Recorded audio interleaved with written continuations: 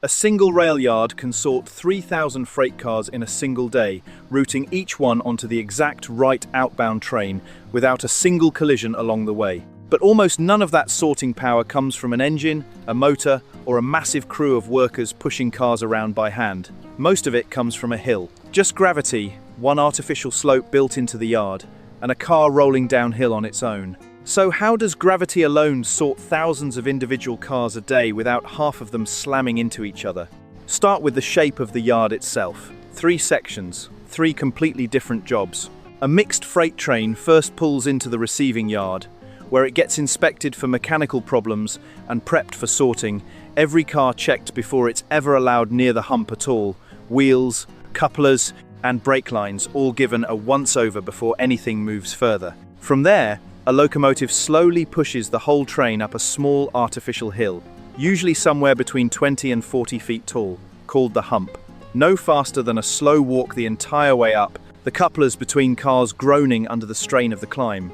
At the very top of that hump, a worker uncouples a single car or a small cut of a few cars traveling to the same place, letting it roll free down the far side under nothing but its own weight, the slope taking over completely from that point on. On the other side of the hill sits the classification bowl, a fan of dozens of parallel tracks, each one assigned to a specific destination somewhere else in the country, spreading out like the ribs of a fan from the base of the hump. Past the bowl is the departure yard, where sorted cars finally get coupled into a brand new outbound train and sent on their way to wherever they're actually headed, inspected once more before ever leaving the property. Here's the part that actually explains how this handles thousands of cars a day without constant collisions. The moment a car crests the hump and starts rolling, a computer system already knows exactly where it needs to go, because trackside scanners read the car's identification as it passes and look up its assigned destination in the yard's records in a fraction of a second, faster than a person could even read the reporting mark stenciled on the car's side. Switches ahead of the car automatically line themselves up, one after another, guiding it down the correct path into the correct bowl track, all before the car has even reached the bottom of the hill, each switch throw timed to the second, so the car never has to slow down or hesitate at a junction. Nobody is standing at each switch throwing a lever by hand, not anymore, the way they would have back when this whole idea was first invented. The whole routing decision happens in the time it takes one rail car to roll down one hill. Getting a car pointed in the right direction only solves half the problem though, and it's the easier half of the two, the part computers figured out first. The harder problem is speed.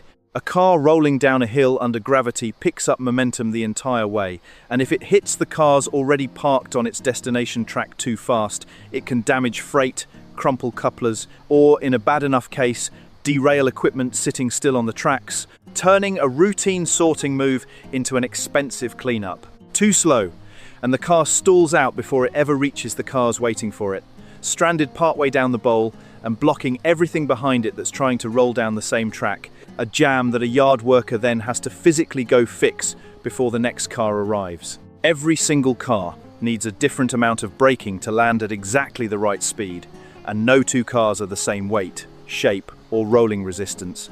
Even when they look identical from the outside, a loaded tanker behaving nothing like an empty boxcar on the exact same slope. That's the job of something called a retarder. And it's the real engineering heart of the whole operation, the single component that makes the entire idea safe enough to run at industrial scale. A retarder is a stationary brake built directly into the rail itself, using steel shoes that squeeze against the sides of a car's wheels as it rolls through, slowing it down through friction without a single moving part on the car itself. No brake pedal, no hydraulics, nothing riding along with the car at all. Modern retarders are computer-controlled, calculating exactly how hard to grip based on the car's weight, the weather, the wind direction, and how many cars are already sitting on that particular bowl track waiting to be coupled, adjusting the pressure in real time as conditions shift throughout the day, sometimes recalculating between one car and the very next one right behind it. Ice on the rails can throw that calculation off in a hurry, which is one of the few things that can genuinely slow a hump yard down, no matter how good the computer running it is, since even the best sensor can only measure what friction is actually available, not force more of it into existence. Get the retarder pressure wrong in either direction, and you either damage freight with too hard a coupling, or leave a car stranded halfway down the hill.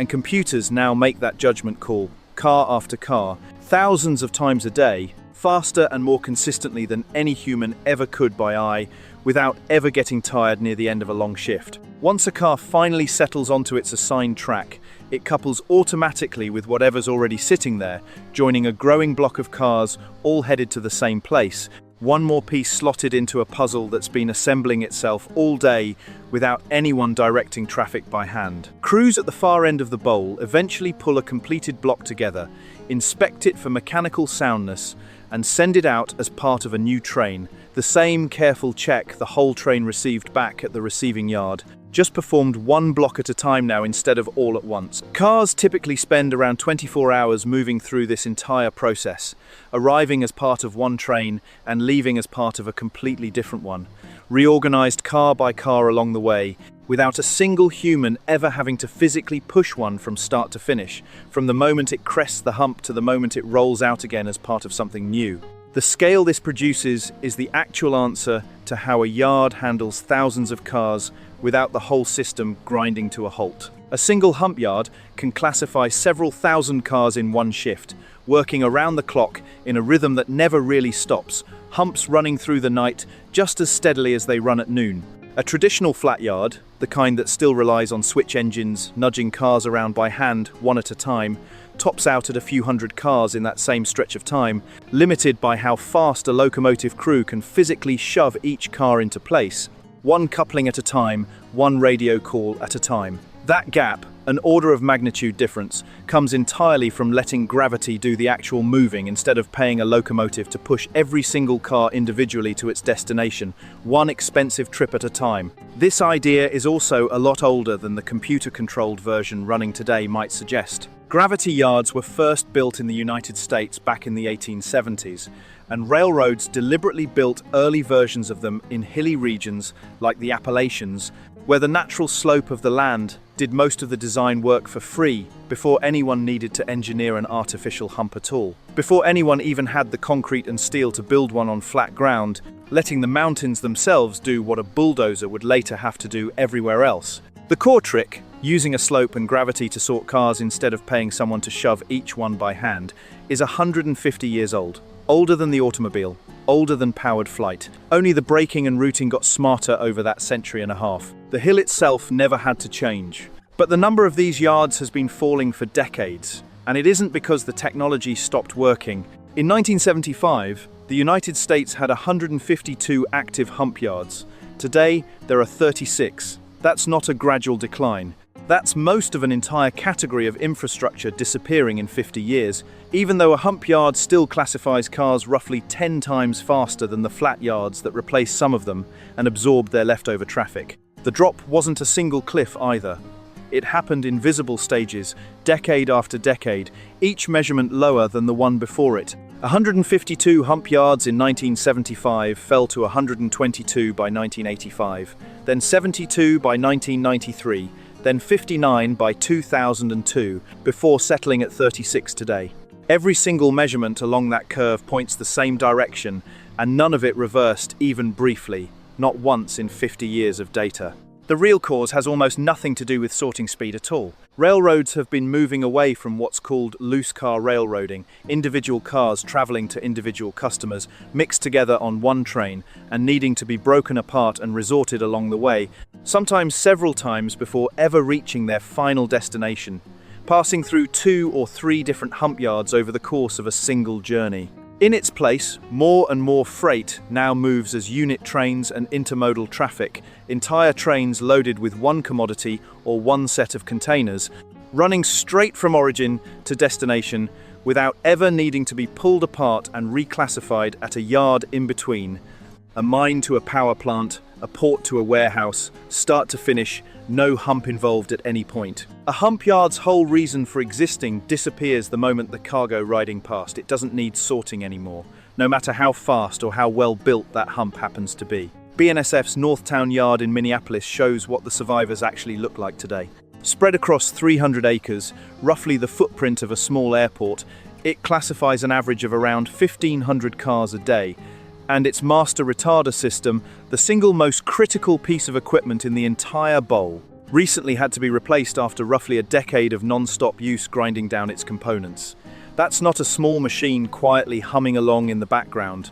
It's industrial infrastructure on a genuinely massive scale, built entirely around the idea of letting one hill do a job that would otherwise take an army of switch crews working around the clock in shifts. Railroad mergers accelerated the same trend, consolidating traffic onto fewer, larger systems and leaving duplicate yards with nothing left to classify. Entire facilities rendered redundant overnight by a corporate decision made hundreds of miles away. So the actual answer to how a train yard sorts thousands of cars a day is a machine built almost entirely out of physics instead of labor. One hill, letting gravity supply the motion for free, paired with retarders and computers handling the one part gravity alone, could never manage on its own, which is knowing exactly how hard to squeeze, car after car, all day, every day, without ever needing a lunch break or a shift change. The part of the system that actually struggles to survive was never the hill or the computers running it. Both still work exactly as well as they ever did, better even, given how much smarter the retarders have gotten since the 1970s. It's the shrinking amount of freight left in the world that still needs that kind of sorting at all. So here's the question worth sitting with.